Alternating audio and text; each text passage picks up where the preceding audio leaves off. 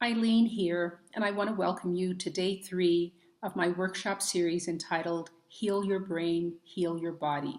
I'm excited to bring this workshop series to a conclusion, but the conclusion really means for me uh, represents a kind of transition where I can continue working with you and working together to apply some of the strategies that I'll be presenting later in this workshop to further calm our excitable brains and heal our bodies. Now, I just want to say one thing. You may hear roosters in the background. Um, as you know, I'm taping this where we live in Mexico part time. And I want you to think of those roosters as calling out to you, being a part of this call to action to reclaim your health and your sense of beauty. So every time you hear a rooster, think, this is my time to um, recommit to having good health. So I want to jump in and talk first about brain plasticity. Brain plasticity is the capacity of the brain to learn new things.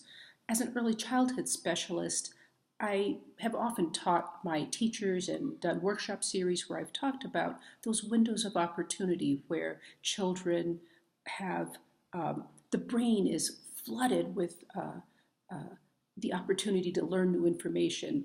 In infancy through 3-year-olds, that capacity of the brain to take on enormous amounts of new information is reflected in how children learn a new language.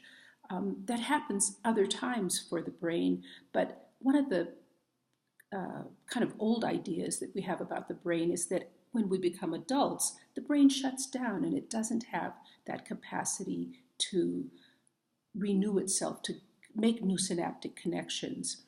There's that phrase, you can't teach an old dog new tricks. Well, I want you to put that old concept aside and think brain plasticity instead, because brain plasticity is what we're going to be able to use to develop new habits, new self-concepts, new images of ourselves, and that's really important if we're going to continue to do this work together around healing our brains and healing our bodies. So let me get to the 4 strategies that Dr. Susan Peirce Thompson uses in her Bright Lines Eating approach. And I'm just going to read these 4 strategies quickly. So strategy 1 is cut out all sugar and flour from your eating. Eat 3 healthy meals a day with no snacking. Think ahead and plan your meals. And 4, use healthy portion controls so that you can successfully move towards meeting your goals. Now, you may ask, can't you just do caloric restriction? Can't you just eat fewer calories and get those same goals?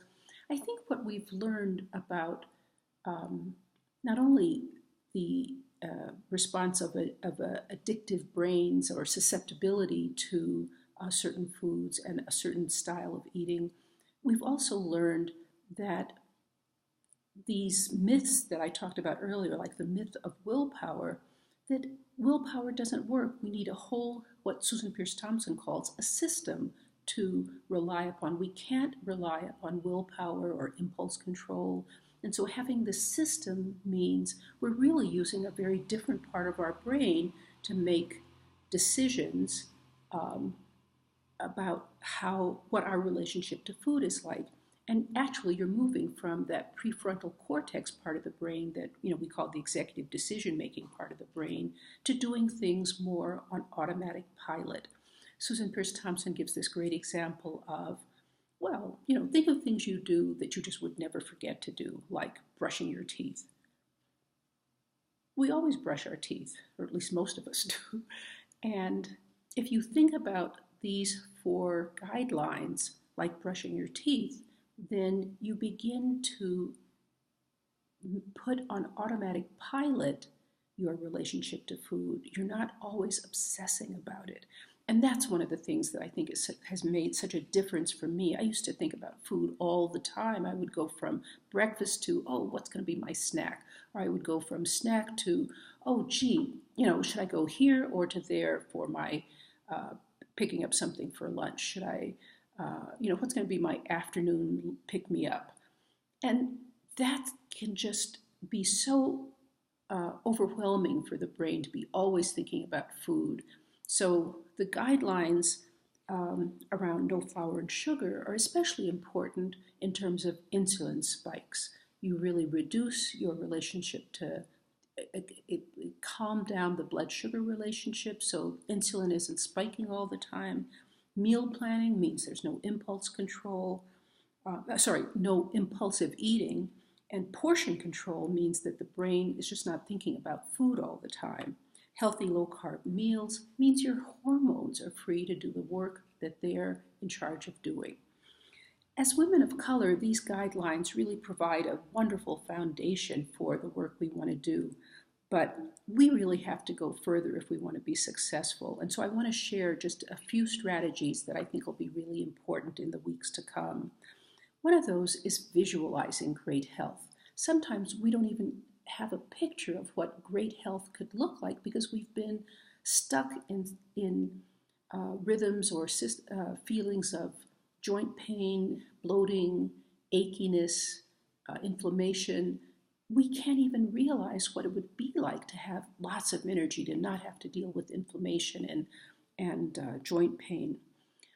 So visualizing is one really important thing that we can begin to do. Journaling about great health. Again, journaling means that every day you're intentionally highlighting things you want to accomplish in terms of healing your brain and healing your body. 3, meditation may be an important piece for some of you.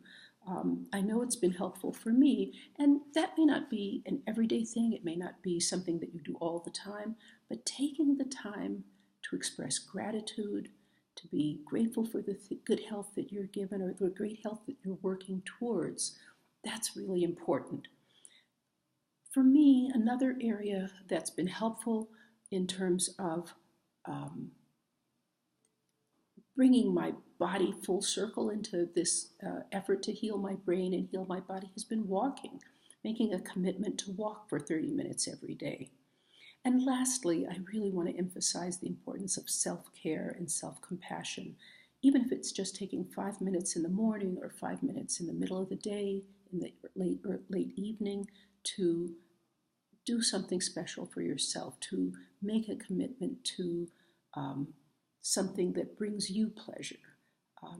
As women of color, we do so many things for other people. We're caring for maybe an ailing relative, for a cousin, for a child with special needs. So many things that we do for other people, and too often we're not doing things for ourselves.